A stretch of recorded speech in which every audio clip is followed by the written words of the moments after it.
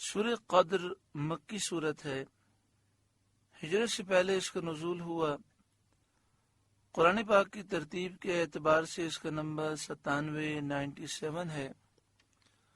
قرآن پاک کے نزول کے اعتبار سے اس کا نمبر 25 ہے۔ اس میں 5 آیتیں اور 1 رکوع ہے۔ اس میں 30 کلمات ہیں اور 112 حروف ہیں۔ جمہور مفسرین کے نزدیک سورہ قدر مکی صورت ہے، مگر بعض مفسرین کے نزدیک یہ مدنی صورت ہے۔ بسم اللہ الرحمن الرحیم، اللہ کے نام سے شروع جو نہایت مہربان رحم والا۔ انا انزلناہ فی لیلۃ القدر، بے شک ہم نے اسے شب قدر میں اتارا، یعنی قرآن مجید کو لوح محفوظ سے آسمان دنیا کی طرف یک بارگی شب قدر میں اتارا۔ لوح محفوظ میں قرآن پاک لکھا ہوا ہے، تو لوح محفوظ سے دنیا کے آسمان کی طرف ایک ساتھ پورا اتارا گیا۔ جس رات اتارا گیا وہ شب قدر ہے۔ شب قدر شرف اور برکت والی رات ہے۔ اس کو شب قدر اس لیے کہتے ہیں کہ اس رات میں سال بھر کے احکام نافذ کیے جاتے ہیں اور فرشتوں کو سال بھر کے وظائف اور خدمات پر مامور کیا جاتا ہے۔ یہ بھی کہا گیا کہ اس رات کی شرافت اور قدر کی وجہ سے اس کو شب قدر کہتے ہیں، اور یہ بھی منقول ہے کہ چونکہ اس رات میں اعمال صالحہ مقبول ہوتے ہیں اور بارگاہ الہی میں ان اعمال کی قدر کی جاتی ہے، اس لیے اس کو شب قدر کہتے ہیں۔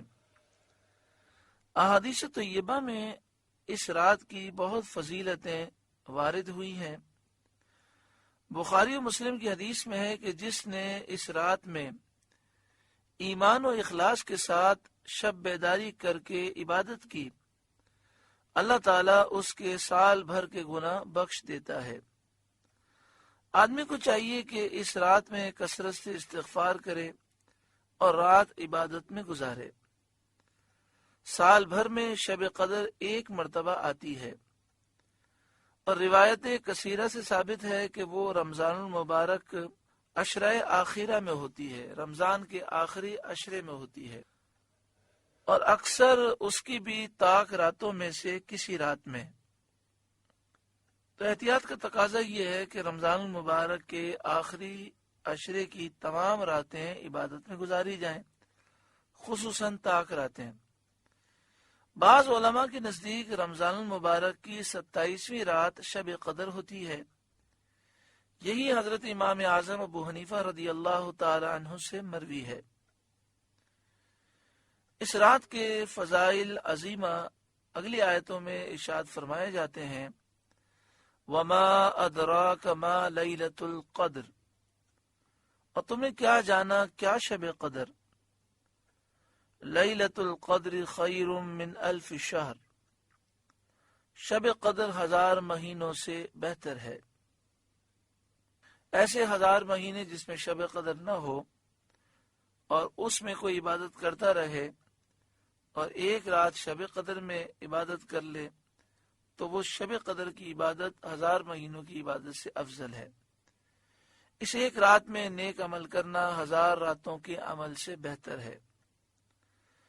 1000 مہینوں کو اگر کاؤنٹ کریں تو تقریباً یہ 80 سال سے اوپر زمانہ بنتا ہے۔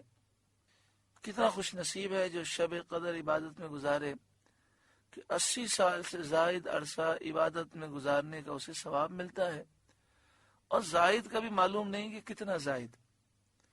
یہ تو کنفرم ہے کہ 1000 مہینوں سے بہتر ہے۔ اب وہ کتنی بہتر ہے؟ ہو سکتا ہے لاکھ مہینوں کے برابر ہو سکتا ہے کروڑ مہینوں کے برابر ہو۔ حدیث شریف میں ہے کہ نبی کریم صلی اللہ علیہ وآلہ وسلم نے پچھلی امتوں کے ایک شخص کا ذکر فرمایا جو تمام رات عبادت کرتا تھا اور تمام دن جہاد میں مصروف رہتا تھا۔ اس طرح اس نے 1000 مہینے گزارے تھے۔ مسلمانوں کو اس سے تعجب ہوا کہ ہماری عمریں تو مختصر ہیں، تو اللہ تعالیٰ نے آپ کو شب قدر عطا فرمائی اور یہ آیت نازل کی کہ شب قدر 1000 مہینوں سے بہتر ہے۔ یہ اللہ تعالیٰ کا اپنے حبیب صلی اللہ علیہ وآلہ وسلم پر کرم ہے کہ آپ کے امتی شب قدر کی ایک رات عبادت کریں تو ان کا ثواب پچھلی امت کے 1000 ماہ عبادت کرنے والوں سے زیادہ ہو۔ تنزل الملائکۃ والروح فیہا بإذن ربہم، اس میں فرشتے اور جبریل اترتے ہیں اپنے رب کے حکم سے، من کل امر، ہر کام کے لیے۔ فرشتے اور جبریل زمین کی طرف اترتے ہیں اور جو بندہ کھڑا یا بیٹھا یاد الہی میں مشغول ہوتا ہے اس کو سلام کرتے ہیں اور اس کے حق میں دعا اور استغفار کرتے ہیں۔ من کل امر، ہر کام کے لیے۔ فرشتے اترتے ہیں اپنے رب کے حکم سے ہر کام کے لیے جو اللہ تعالیٰ نے اس سال کے لیے مقدر فرمایا۔ سلام ہی حتی مطلع الفجر، وہ سلامتی ہے صبح چمکنے تک، یعنی اس رات میں بلائیں نازل نہیں ہوتی، آفتیں نازل نہیں ہوتی۔ آفتوں اور بلاؤں سے سلامتی ہے۔ سورہ قدر کا درس مکمل ہوا۔